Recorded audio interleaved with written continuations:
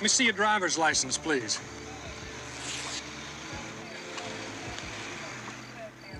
The Cannonball Run wasn't just a movie, it was a cross-country party disguised as filmmaking, where the cast got drunk, the stunts were real, and nobody seemed to care about little things like permits or safety regulations. Today we're diving into 20 wild facts about this 1981 cult classic that prove the behind-the-scenes chaos was even more insane than what ended up on screen.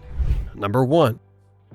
The Cannonball Run wasn't just some wacky idea dreamed up in a writer's room. This film was inspired by a real highly illegal coast-to-coast race that actually happened multiple times during the 1970s. Car enthusiast and automotive journalist Brock Yates created the Cannonball Baker Sea to Shining Sea Memorial Trophy Dash, thankfully shortened to the Cannonball Run, as a middle finger to the newly imposed 55-mile-per-hour speed limit in America. The race started in New York City and ended at the Portofino Inn in Redondo Beach, California, covering roughly 2,900 miles. Drivers would compete to see who could make the drive in the shortest time, which meant averaging speeds well over 100 miles per hour and completely ignoring every traffic law known to man. The fastest time ever recorded was just under 33 hours, which is absolutely bonkers when you think about it.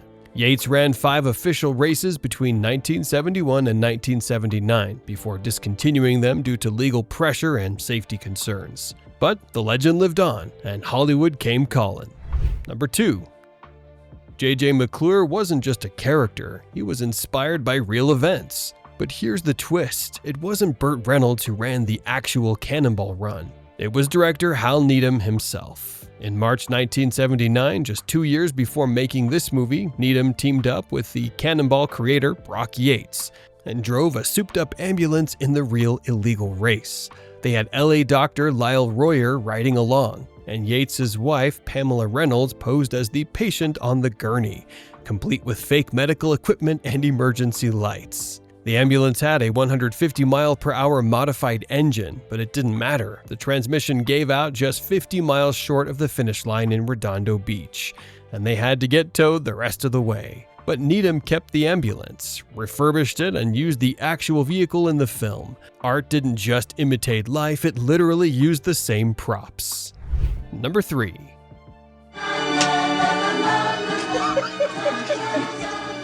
Stop it.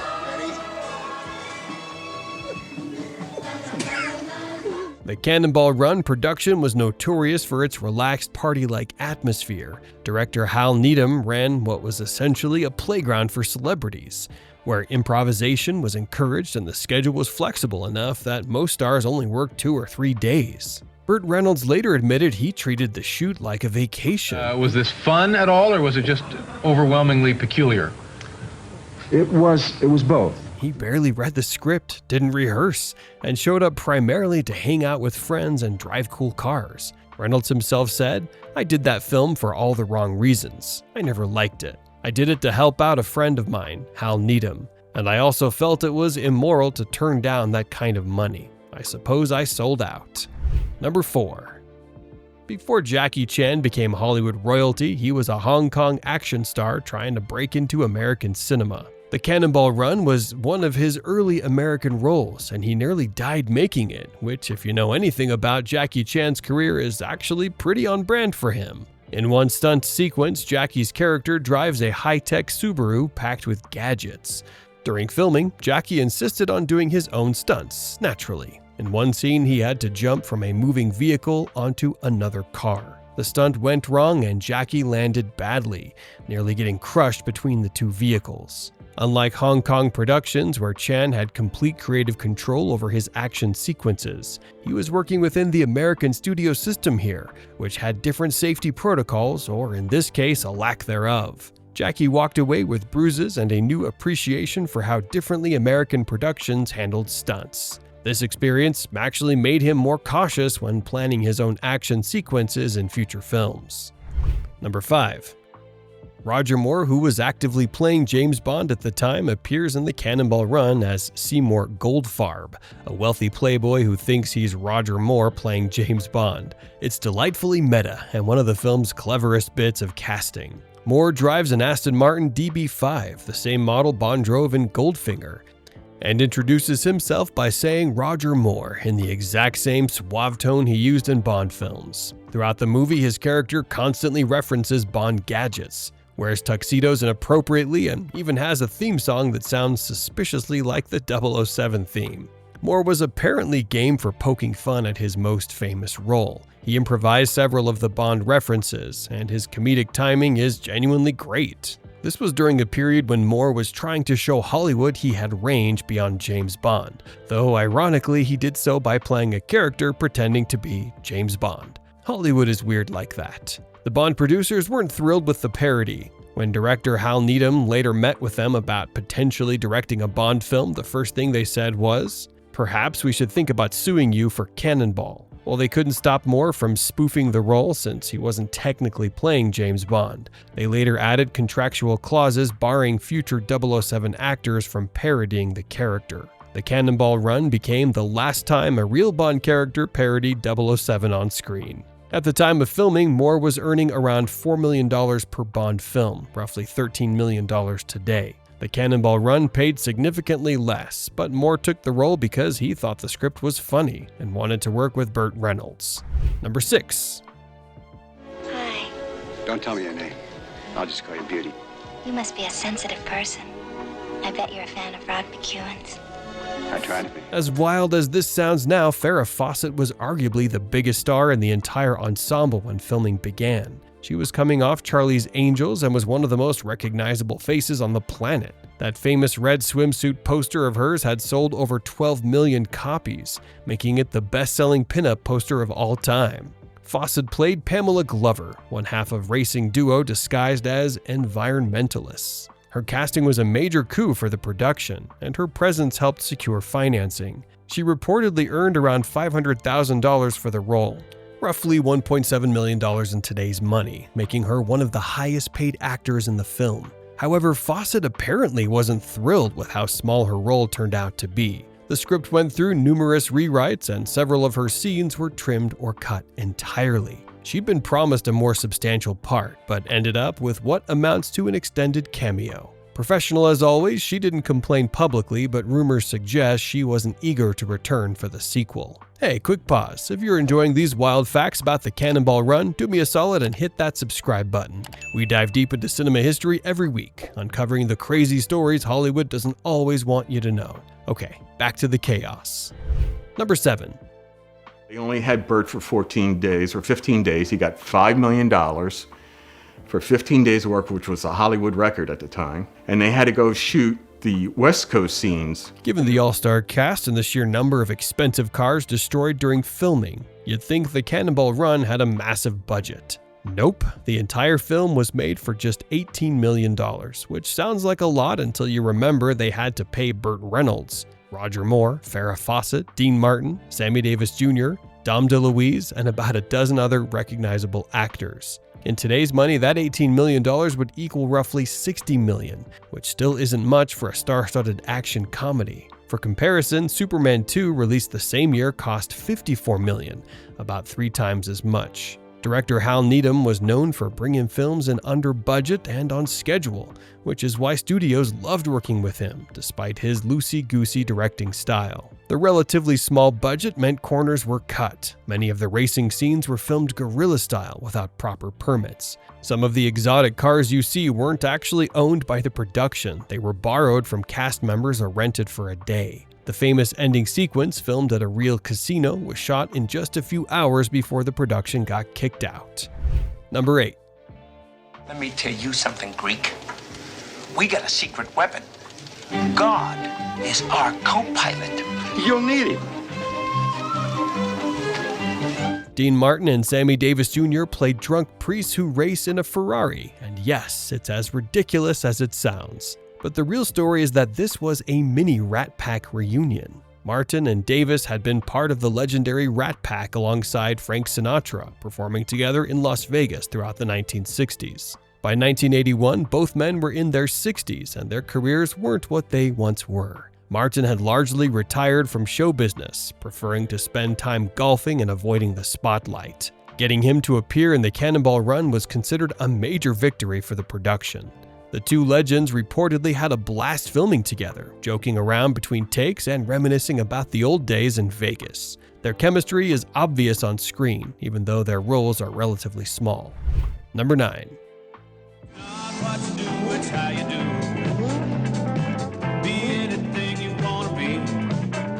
Remarkably, the Cannonball Run was filmed in only 32 days. That's basically a month to shoot an entire feature film with a massive cast, complex driving sequences, and multiple locations across several states. For context, most Hollywood comedies take 60 to 90 days to film. Hal Needham was a former stuntman who understood action filmmaking inside and out. He planned meticulously, storyboarding every sequence so that when the cameras rolled, everyone knew exactly what to do. This military-style efficiency allowed him to maximize every shooting day. However, this breakneck pace also contributed to the film's rough-around-the-edges quality. Some scenes felt rushed, dialogue is occasionally mumbled or overlapping, and the editing is choppy in places. Number 10. In an ironic twist, actual California Highway Patrol officers appear in the film playing California Highway Patrol officers. The production hired off-duty cops as consultants and extras, which served multiple purposes. First, it added authenticity to the police chase sequences. Real officers knew how to handle vehicles at high speeds and could advise on realistic pursuit tactics. Second, it was a clever way to avoid potential legal issues. By having actual law enforcement involved in the production, it was harder for authorities to claim the film was glorifying illegal street racing. However, this cozy relationship with law enforcement didn't prevent the production from getting pulled over multiple times during filming for various traffic violations. Turns out, even with cops in the cast, you can't just drive 120 miles per hour down public highways without consequences. Number 11. 1979, as Brock Yates from Car and Driver magazine was planning the final official running of the Cannonball Baker Sea to Shining Sea Memorial Trophy Dash, the ambulance driven by Burt Reynolds and Dom DeLuise wasn't just a Hollywood prop, it was a fully functional street-legal ambulance that had been converted into a high-performance racing vehicle. This was directly inspired by the real Cannonball Run race, where participants often disguised their vehicles to avoid police attention. In the actual 1979 race that Burt Reynolds participated in, he and Brock Yates drove a modified Dodge ambulance. The thinking was that cops wouldn't pull over an ambulance that appeared to be on an emergency call. They rigged the ambulance with fake medical equipment, sirens, and flashing lights. Basically everything you see in the movie. For both the race and the film, the vehicle was a 1978 Dodge B200 Sportsman van in two-tone sunrise orange and spinnaker white. The production converted it with a Dick Landy-built 502 cubic inch big block engine between the seats and installed an overdrive transmission. Most of the conversion work was done by Bill Mitchell at his shop in Connecticut. The vehicle was capable of reaching speeds over 120 miles per hour, making it one of the most iconic elements of the movie. After filming wrapped, Hal Needham used the van as a support vehicle for the Budweiser rocket car, then donated it to the NASCAR Women's Wives Auxiliary, who auctioned it off to a flower shop in North Carolina. For decades, the original ambulance's whereabouts were unknown. Travis Bell, owner of Celebrity Machines, a company that produces replica license plates from famous TV and movie cars, spent years searching for the original Transcon Medivac. After the search proved unsuccessful, Bell recreated the most screen-accurate version in existence, even getting Brock Yates, Pam Yates, and Hal Needham to sign the dashboard. Number 12. Dom DeLuise's character, Victor Prezzini, the paranoid, anxiety-ridden mechanic, was actually based on a real person who participated in the genuine Cannonball Run races. The real Victor was a friend of Brock Yates, who would get extremely nervous during the illegal races, constantly convinced they'd all end up in jail. DeLuise amplified these character traits to absurd comedic levels, creating one of the film's most memorable performances. His constant panic attacks, paranoid delusions, and hilarious overreactions became the emotional counterbalance to Burt Reynolds' cool confidence. DeLuise and Reynolds had worked together multiple times before the Cannonball Run, developing a natural comic chemistry. They were genuine friends off-screen, which made their on-screen bickering feel authentic. DeLuise later said that this is one of his favorite roles because he got to improvise extensively. Many of his funniest moments weren't in the original script, he just started riffing and Needham kept the cameras rolling. Dom DeLuise returned for Cannonball Run 2. and the character of Victor became even more unhinged in the sequel, if that's even possible. Number 13. We are still in pursuit of the black Lamborghini. Car 42, you've been in pursuit for 2 hours. Another 5 minutes and you'll be in Arizona. Yeah, and we're gonna stay in pursuit until we catch him. Remember that chaotic opening where dozens of exotic cars tear through a parking lot before the race begins? That scene was filmed without proper permits at a real location with real cars, and it almost landed the entire production in legal hot water. The production had limited time and a small budget, so Hal Needham employed guerrilla filmmaking tactics. They'd show up at a location, film quickly before authorities noticed, and then disappear before anyone could shut them down. This approach worked, mostly. During the opening sequence, filmed at a shopping center parking lot, the police showed up midway through the shooting. The production didn't have permission to block off the area or to have that many vehicles driving recklessly in a public space. Needham had to do some fast talking, and Burt Reynolds' celebrity status helped smooth things over. They were allowed to finish filming but were told to leave immediately afterward. Number 14. The Stranger, and now The Cannonball Run, which is a coast-to-coast car chase movie starring Burt Reynolds, Dom DeLuise, and half the membership of the Screen Actors Guild. So many actors grope their way through this terrible movie to so little avail, you need a scorecard to tell the players. Now look at this scene, which 20th Century Fox has edited into a rogues gallery. Critics absolutely hated The Cannonball Run. Roger Ebert gave it 1 star out of 4. The New York Times called it witless. Variety said it was a dispiriting waste of talent. The film currently holds a 29% on Rotten Tomatoes, which is pretty brutal. And here's the thing, audiences didn't care at all. The Cannonball Run opened in June 1981 and became a massive hit, eventually grossing over $72 million domestically, about $240 million in today's money. It was the 6th highest grossing film of 1981, beating out critically acclaimed movies like Reds and On Golden Pond at the box office. The film's success proved that critics and audiences sometimes want completely different things. Critics wanted sophisticated filmmaking and meaningful storytelling. Audiences wanted to watch Burt Reynolds drive fast cars and crack jokes with his famous friends. They got exactly what they paid for. The box office success guaranteed a sequel, Cannonball Run 2, which somehow managed to be even more chaotic than the original. Hollywood learned an important lesson. You don't need critical respect if you've got star power and car crashes. Number 15.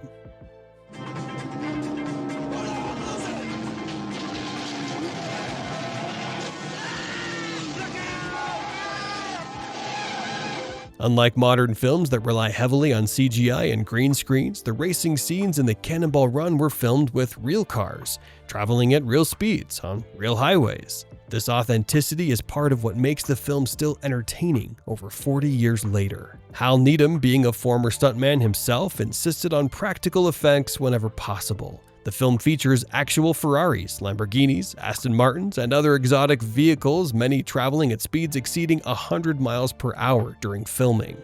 No computer trickery, no camera manipulation, just pure, dangerous, old-school stunt work. Several of the more spectacular crashes you see in the film involved real vehicles being destroyed. Today, productions would use cheaper replica cars for crash sequences, but in 1981, they occasionally just smashed up the real thing. Accountants were not pleased.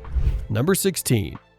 The Cannonball Run is essentially a giant ensemble piece with over 50 characters who have speaking parts. This created a logistical nightmare for the screenwriter and director trying to give everyone something to do while keeping the story moving. The solution? Many characters basically disappear for long stretches of the film, then randomly reappear later. Some racers get significant screen time, while others maybe have 2 or 3 scenes total. It's a messy structure, but it somehow works because the film never takes itself seriously enough for you to care about narrative cohesion. This massive cast was part of the marketing appeal. The poster and trailer boasted about the sheer number of famous faces appearing in the film. It was like Avengers Endgame of early 80s comedies. Everyone who was anyone wanted a piece of the action. Number 17. One of the most beloved aspects of the Cannonball Run is the extended blooper reel that plays during the end credits. This wasn't originally planned. Hal Needham had so much funny footage of actors cracking up, missing lines, and goofing around that he decided to include it in the final film. This might seem commonplace now, but the Cannonball Run wasn't actually the first film to pioneer this technique. That honor goes to Smokey and the Bandit 2, released in 1980. just 1 year before Cannonball Run. It was the first film to feature director Hal Needham's blooper reel credit crawl, where bloopers and outtakes played on one side of the screen while closing credits scrolled up the other side. Needham, clearly pleased with how audiences responded to the format, used the exact same technique in the Cannonball Run. Number 18. The producers couldn't afford to rent dozens of exotic vehicles for weeks of filming, so they got creative. Several of the cars you see in the film were actually owned by cast members, crew, or their friends, who loaned them to the production. Burt Reynolds brought several vehicles from his personal collection. Director Hal Needham also owned multiple classic cars that appear in the film. Even some of the background vehicles and racing scenes were borrowed from car enthusiasts who were excited to see their prized possessions on the big screen. Number 19. Here is to good luck. May it all be mine.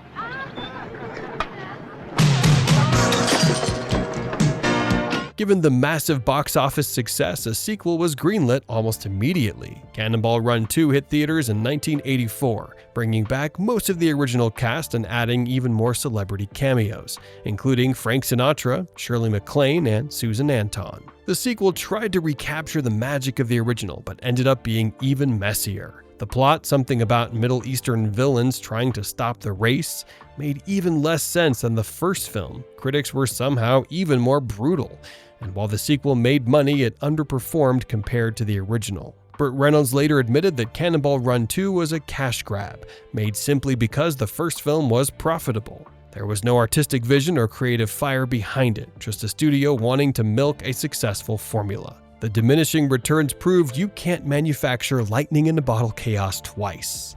Number 20.